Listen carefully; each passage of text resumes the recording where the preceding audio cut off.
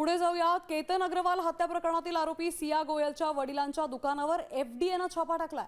Market यार्डमधील या दुकानातून काल रात्री 8,14,000ची हळद, तीळ आणि सोयाबीन जप्त करण्यात आलंय.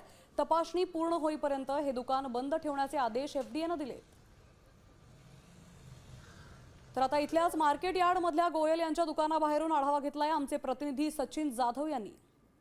केतन अग्रवाल खून प्रकरणातील आरोपी सिया गोयल हिच्या वडिलांच्या मार्केट यार्डमधील दुकानावर काल रात्री एफडीएने छापा टाकला आणि या छापेमध्ये त्यांचं दुकान आता बंद आहे ते आपल्याला पाहायला मिळतंय. एकूणच ही कारवाई जी आहे ती काल एफडीएने केलेली आहे.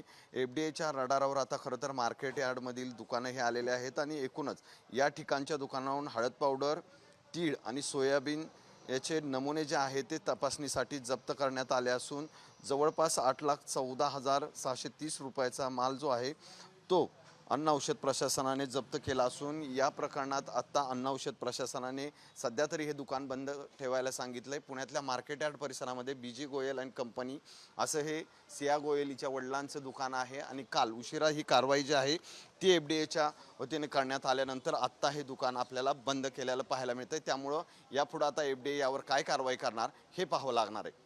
कॅमेरामन आदर्श खटकेसह सचिन जाधव, साम टीव्ही न्यूज, पुणे. साम टीव्ही मला बघायला आवडतो कारण त्यावर दाखवल्या जाणाऱ्या बातम्या रिलेट करतात.